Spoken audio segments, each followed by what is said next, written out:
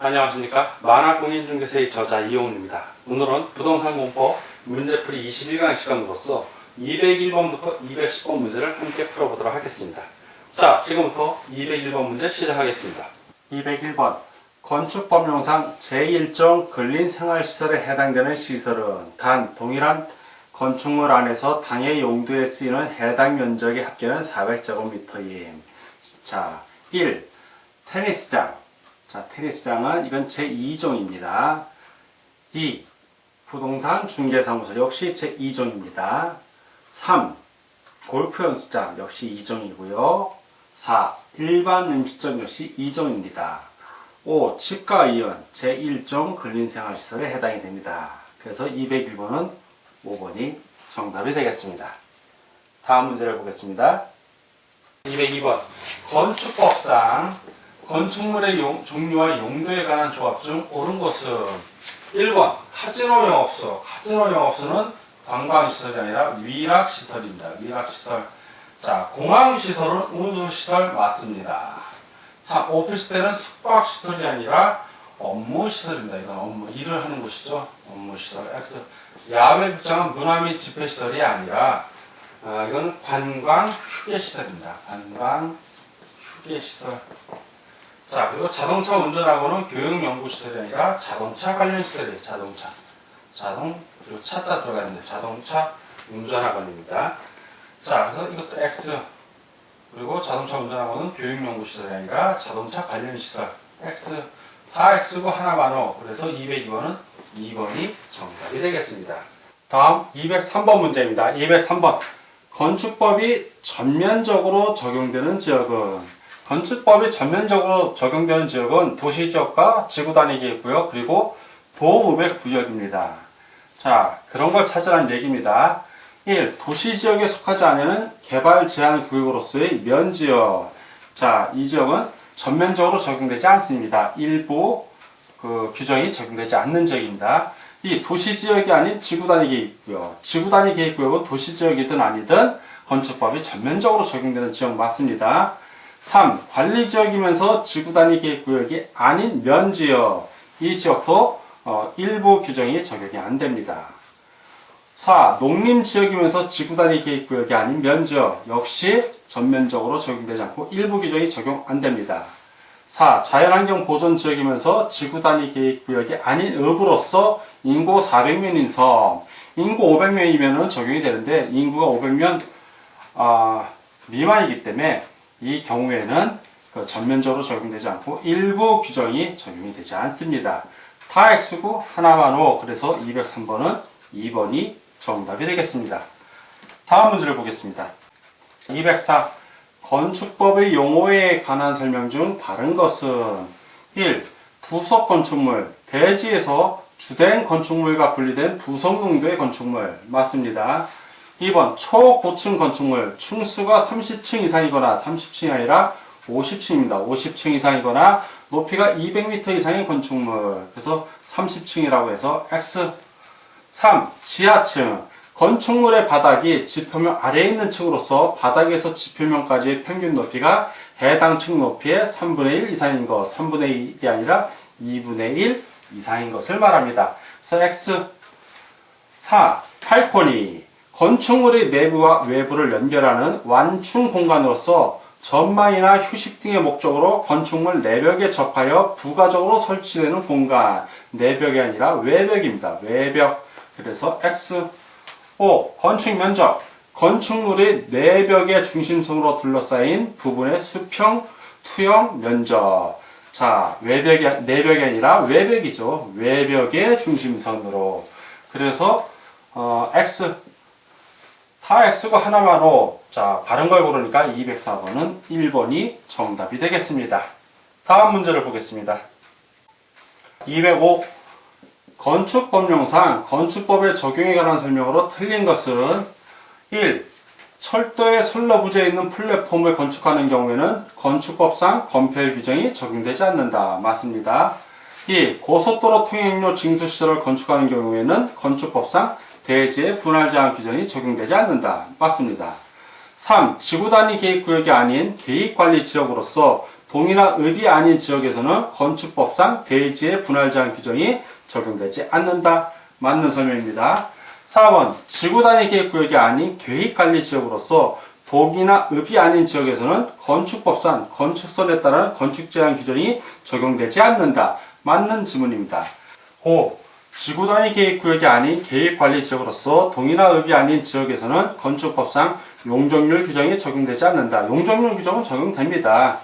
지금 205번에서 말하는 건축법 일부 규정을 적용하지 않는 규정들은 대지와 도로의 관계, 도로의 지정 폐지, 변경, 그리고 건축선의 지정, 건축선에 따른 건축 제한, 그리고 방화 지구 안의 건축물, 그리고 대지의 분할 제한 등이 해당이 되는 거지. 용적률은 다 적용됩니다. X 다 오고 하나만 X 틀린 걸 고르니까 205번은 5번이 정답이 되겠습니다. 다음 문제를 보겠습니다. 206번 건축법상의 건축신고에 관한 설명으로 틀린 것은 1. 허가 대신 신고만으로 건축이 허용되는 경우도 있다. 맞습니다. 2번 신고 대상으로 바닥 면적 합계가 85제곱미터인 건축물의 증축, 개축 또는 재축 등을 할 수 있다. 맞고요. 3번 신고는 건축공사 완료 후 지체 없이 해야 한다. 신고든 허가든 전에 하는 겁니다. 건축공사 완료 후 지체 없이가 아니라 건축공사 전에 해야 하는 겁니다. X. 4. 신고 대상 건축물에 대하여 적법한 신고를 한 경우 건축 허가를 받는 것으로 본다. 맞고요. 5번 일정한 요건에 따라 신고를 한 사항의 변경도 가능하다. 맞습니다. 다 오고 하나만 X 틀린 걸 고르니까 206번은 3번이 정답이 되겠습니다. 다음 207번 문제를 같이 보도록 하겠습니다. 207번 1층 이상의 건축물 등 대통령령으로 정하는 용도 및 규모의 건축물을 광역시에 건축하려면 광역시장의 허가를 받아야 한다. 맞습니다. 2번 시장 군수는 21층 이상의 건축물의 건축을 허가하려면 미리 건축계획서 기본 설계도서를 첨부하여 도지사의 승인을 받아야 한다. 맞습니다. 3. 건축 허가나 건축물의 착공을 제한하는 경우 제한기간을 2년 이내로 하며 2회에 하나여 1년 이내의 범위에서 제한기간을 연장할 수 있다. 2회가 아니라 1회에 한해서 1년 이내 범위에서 제한기간 연장할 수 있는 겁니다. 자, X. 4번 건축 허가를 받으려는 자는 허가신청서에 국토해양부령으로 정하는 설계도서를 첨부하여 허가권자에게 제출해야 한다. 맞고요. 5. 허가권자는 허가를 받은 자가 허가를 받은 날부터 1년 이내에 공사에 착수하였으나 공사의 완료가 불가능하다고 인정되는 경우에는 허가를 취소해야 한다. 맞습니다. 다 오고 하나만 X 틀린 걸 고르니까 207번은 3번이 정답이 되겠습니다. 208번 건축법상 건축허가와 관련된 설명으로 틀린 것은 1. 허가권자는 원칙적으로 특별시장, 특별자치도지사 또는 시장, 군수, 구청장이지만 특별시장 또는 광역시장의 허가를 받아야 하는 경우도 있다. 맞습니다. 2. 위락시설 또는 숙박시설 건축의 경우 건축물의 용도, 규모 또는 형태가 주거나 교육 등 주변 환경상 부적합할 때는 허가가 거부될 수도 있다. 맞습니다. 3. 일정한 요건에 따라 허가받은 사항의 변경도 가능하다. 맞습니다. 4. 국토관리, 환경보존 등 일정 사유가 있는 경우 시도지사는 시장, 군수, 구청장의 건축 허가를 제한할 수도 있다. 맞습니다. 5. 국토교통부 장관은 위 사의 제한 내용이 지나치다고 인정하면 해저를 명할 수는 없고 권고할 수는 있다. 틀렸죠? 명할 수 있습니다. 없고가 아니라 명할 수 있습니다. 그 시도지사가 건축허가 제한 조치를 한 경우에는 즉시 국토교통부 장관에게 이를 보고하여야 하며 보고를 받은 국토교통부 장관은 제한 내용이 지나치다고 인정하면 해제를 명할 수 있습니다. 따라서 X. 다 오고 하나만 X 틀린 것을 고르니까 208번은 5번이 정답이 되겠습니다. 다음 문제를 보겠습니다. 209. 건축법령상 건축허가와 건축신고에 관한 설명 중 틀린 것은 1. 허가 대상 건축물이라 하더라도 바닥 면적의 합계가 85제곱미터 이내의 증축인 경우에는 건축신고를 하면 건축허가를 받은 것으로 본다. 맞습니다. 2번 시장군수는 연면적의 합계가 10만 제곱미터 이상인 공장의 건축물을 허가하려면 미리 도지사의 승인을 얻어야 한다. 10만 제곱미터인 건축물 허가 시에는 도지사 승인을 미리 받아야 되지만 공장은 해당이 안 됩니다. X. 그 공장이나 창고 그리고 지방건축위원회 심의를 거친 건축물은 제외를 합니다. 다만 초고층 건축물은 제외하지 않기 때문에 미리 도지사의 승인을 얻어야 됩니다. 3.